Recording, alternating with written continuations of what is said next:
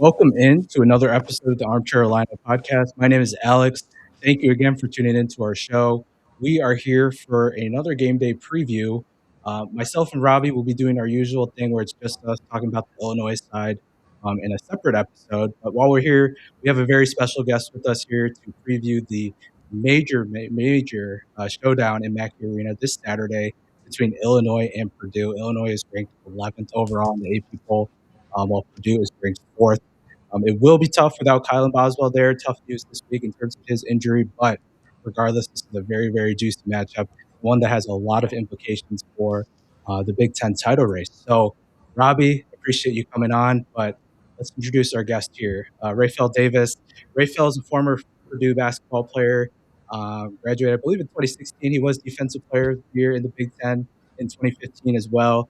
Rapheal, thanks for your time and thanks for joining. How are you? I'm good, man. I appreciate you guys having me on.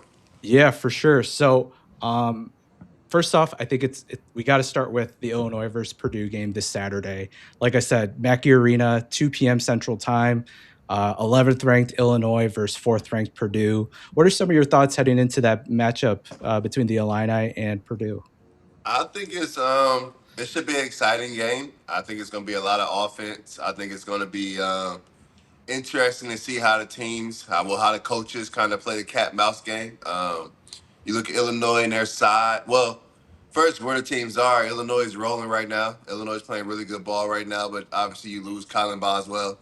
That hurts. And the Maryland game, I mean, those dudes are on scholarship too. So you got to respect them, but Maryland may not be the test you judge. You know what I mean? So that's the test for Illinois because now you lose your best defender, probably one of the best defenders out there, and now you get the best guard in the country. So I think that's going to be because I mean you could throw Jake Davis out there and it works with Andre. Andre was great off the ball, but Braden is a different animal, and I know Keaton is really good guarding. I know Keaton can guard, but I think Fletcher coming off those screens could be an issue in a sense, but I also think you could flip it on the other side because I think without Kylan, Andre gets more space to play ball because you put Jake Davis out there, you put Benham Rickhouse out there, one of those guys, they just add more space to the floor because their ability to catch and shoot.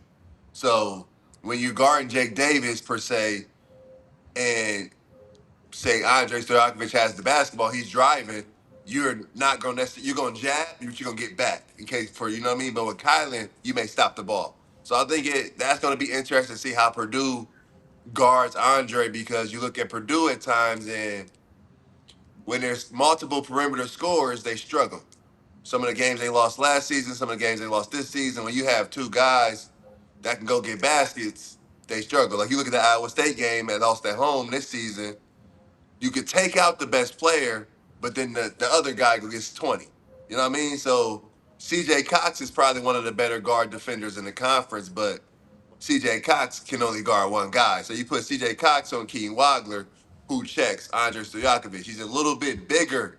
So like I don't know if Braden Smith, you know what I mean? I don't know if you do that because of the size. So Fletcher Loyer is really gonna have to show he can guard his yard a little bit. So that is going to be interesting because obviously with Illinois with their size, you could go Merkovich at the 3, and then can he guard Fletcher? But can Fletcher keep him off the glass? It's one of those cat mouse games. So I think that's going to be really fun to see. I think the crowd is going to be crazy. I think with Purdue coming off the loss, Mhm. that's going to be interesting to see how they bounce back because I think without Trey Kaufman-Wren being effective on the offensive end, they've struggled, and I think they'll continue to struggle until they can find a way to get them going.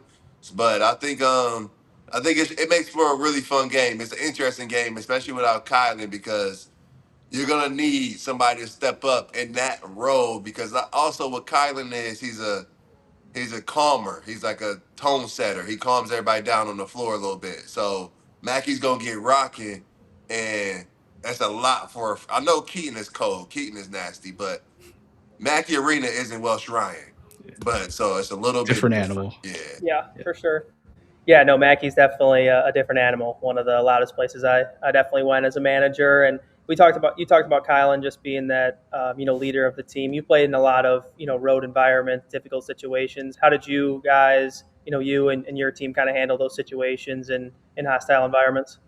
Well, during practice, the week leading up to it, like say we go play a loud environment, you know it's gonna be loud. Paint would turn up the stereo and like the sound system. Yeah. So like you be practicing and you couldn't hear each other in practice, so you kind of get used to it that way. But then that once we got rolling at Purdue, say my junior season, it just was loud already in Mackey, so you kind of get used to playing in a loud environment. So, but I think the better leadership you have, I think you have to, because you can still hear your coach. I mean, if you get to a point where like you could be, I could be at like Mall of America right now, and I could hear Paint whispering to somebody, and I'm gonna know it's him. You know what I mean? You get to the point where you know your coach's voice. So, and then after time huddles, you communicate. You find little pockets, but it's all about communication. Somebody on the floor has got to be willing to talk and get everybody on the same page, especially when they start to get shaken. And then one of the key points is too, and maybe so much not for Illinois because Keaton is that good, but when it gets really loud, you just move the basketball a lot and you just start cutting. And that just takes out the loudness. Like nobody wants to scream for 25 seconds. So that was one of the Paint's things too. Yeah, for sure. And you won Big Ten Defensive Player of the Year in 2015. You kind of talked a lot about communication, but obviously losing Kylan Boswell on the defensive end and offensive end, of course, hurts. But if you're the Illini, how do you kind of replace his defensive leadership and kind of go? How do you think the Illini should kind of go about surviving this month and a half or so without him on the defensive end? Well, you can't replace it. He's that good. You just can't. You just don't replace that. You know what I mean? Like I know Andre did a great job on Diggy last night, but like you don't replace Connor Boswell. So that's just like Diggy wasn't coming. Like it's just a difference. Like because Andre wasn't in the ball screen action, having you know what I mean. It just was different Mhm. last night. So you don't replace it. You just hope everybody steps up in a sense. Keaton's gonna have a lot. Keaton can really guard, so that helps you. Like Keaton's not no scrub on the defensive end, so Keaton can guard the best defender. I mean, best offensive player, and then you just have to hope Andre, Jake, those dudes step up. To me, I think with Illinois, with their size and their ability to rebound, I think you worry a little bit less because you just need to contest. You know what I mean? You're not looking for to lock somebody up. You're just kind of looking to contest and rebound. I think it hurts them more offensively because you lose that secondary ball handler. Like if like somebody start like you get to play a team that's pressuring and you know what I mean, somebody start to press or say even if Keaton get his second foul, he's been a foul prone the last few games where he picked up a second in the first half. Who do you have to handle the ball?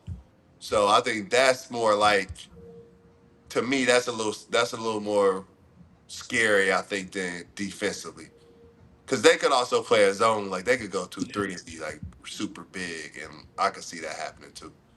Yeah, I wouldn't mind going big and playing zone. And Diggy's a little bit less of a challenge than Braden coming up without Kylan. So it'll be interesting to see how we guard Braden. But I saw he popped up on the injury report before last game.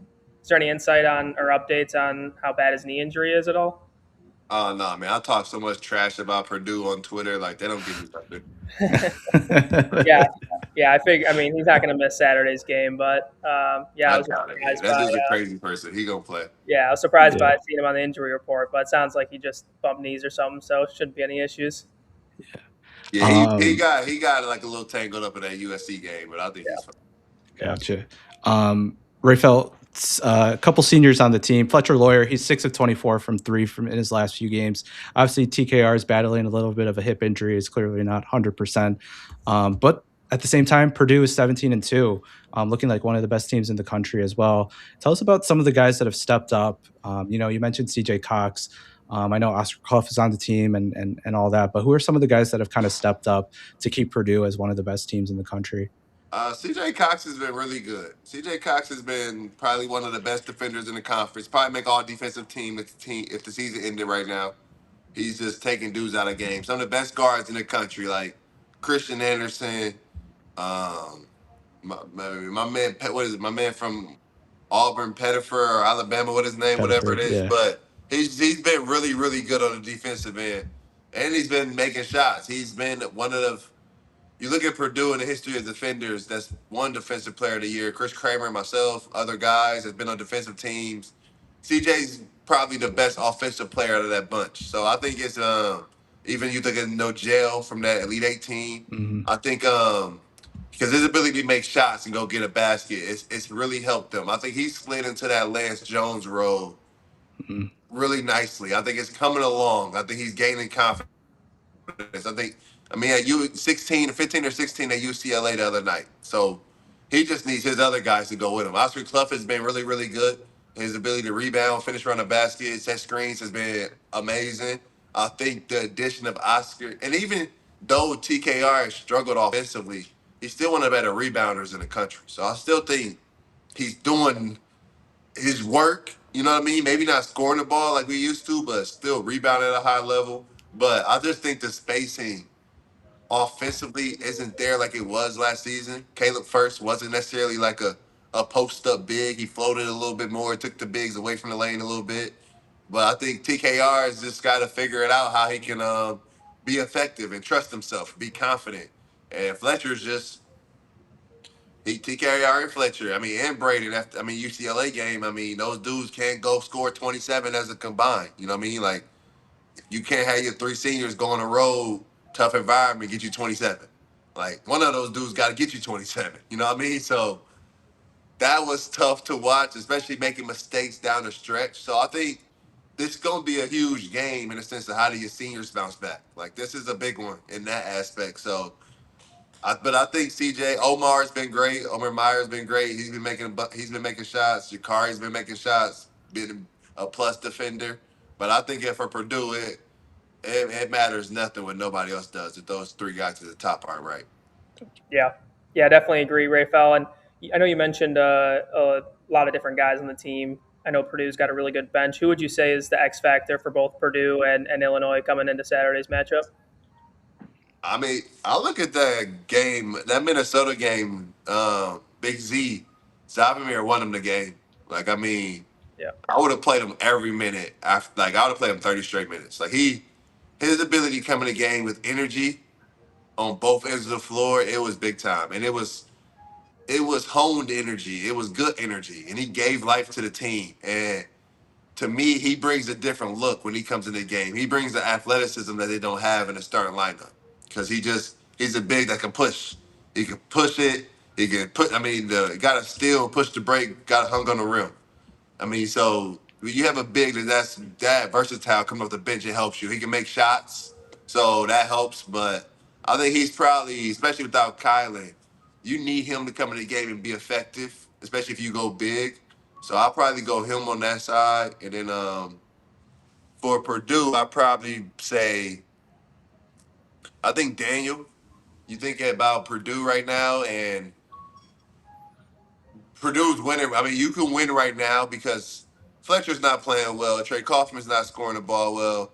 But if you look at Daniel and you look at Oscar's numbers and you sandwich them together because they don't play together. They play 40 minutes. It's a center.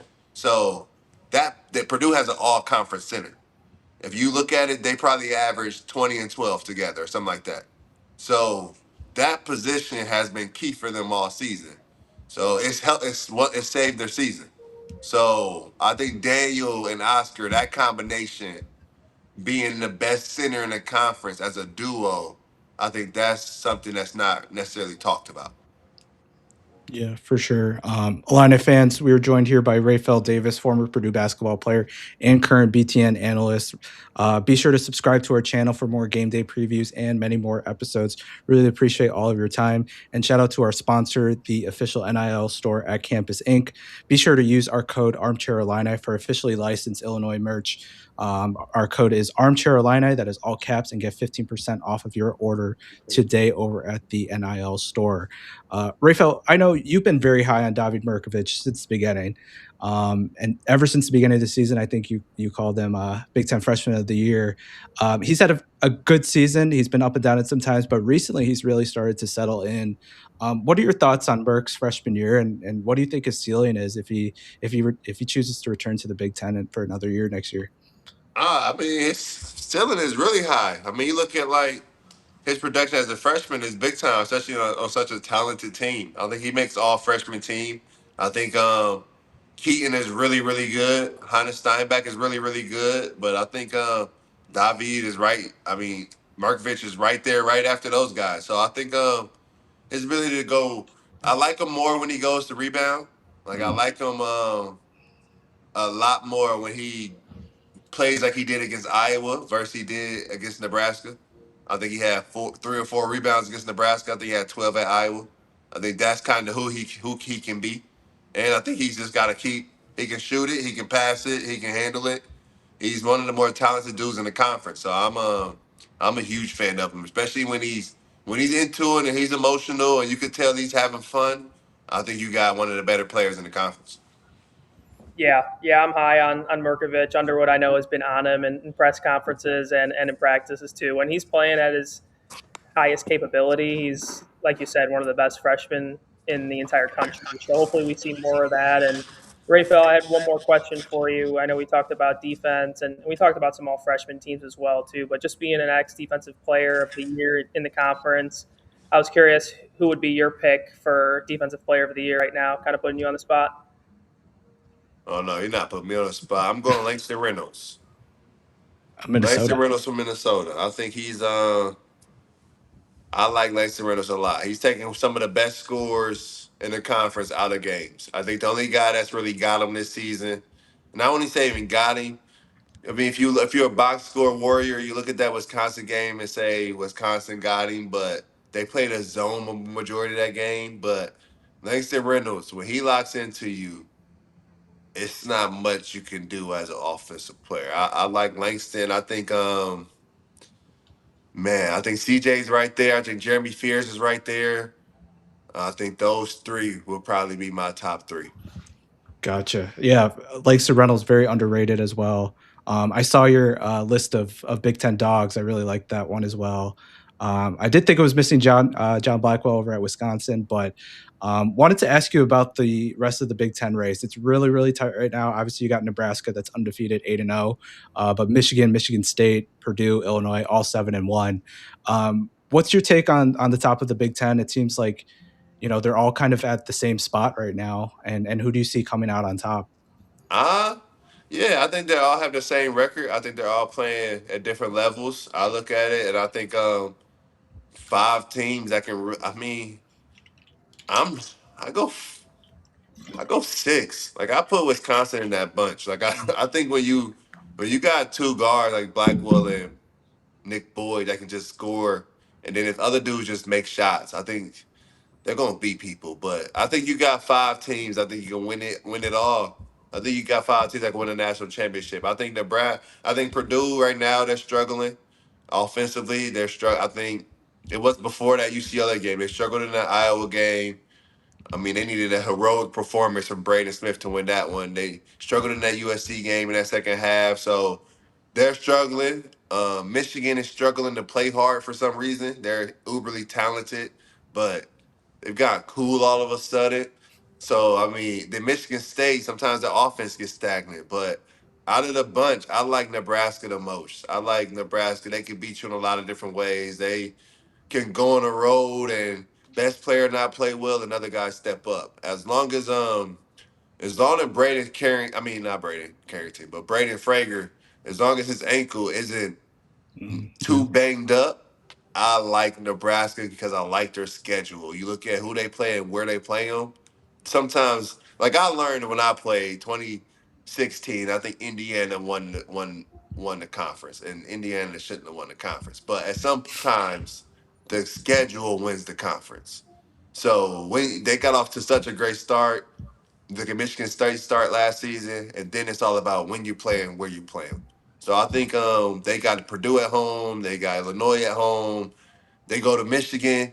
Maybe they lose that one, but if they're able to split those Illinois Purdue games, you're still looking at only 2-3 losses, and that gives you the conference. Yeah, really impressive stuff from the Cornhuskers. Illinois will head to Lincoln early February. I forgot the exact date off the top of my head, but they'll probably be without Kylan Boswell for that game. Rapheal, what's your final prediction for this Saturday's game between Illinois and Purdue?